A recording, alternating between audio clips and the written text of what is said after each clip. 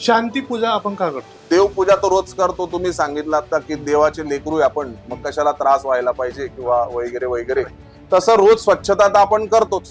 मग दिवाळीच्या वेळेस अजून स्वच्छता का करतो? की वर्षाचा सण आहे म्हणून स्वच्छता झाली पाहिजे. रोज स्वच्छता करतो, मग त्याच्यात आपण दिवाळी सारखी करत नाही. एकूण एक डबा घासला जातो. ऍक्च्युली आपल्या धर्मात बघा की प्रत्येक 15 दिवसाला महिन्याला सण आहे.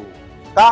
की तुम्हाला सगळ्यात जास्त आनंदाची गरज आहे, पाहुणे येण्याची गरज आहे. आता सत्यनारायण पूजा खरी आहे का खोटी ते सोडा. बरेच लोक म्हणतात सत्यनारायण लग्नानंतर करायलाच पाहिजे, यावेळेस करायला पाहिजे, त्यावेळेस करायला पाहिजे. असं काही कंपल्सरी नाही. ते फक्त तुम्हाला सांगितलं जातं की असं केलं तर असं होईल. मनाची उदात्त भावना तुमची निर्माण व्हावी, तुमचे विचार स्थिर व्हावे. त्यामुळे काही गोष्टी तुम्हाला सांगितलेल्या आहे. याचा अर्थ असा नाही की देव आपल्या पाठी धुवून लागलेला आहे. तो मुक्त झालाय, तो देव झालाय म्हणून तो देव आहे, कोणाच्या मागे लागत नाही.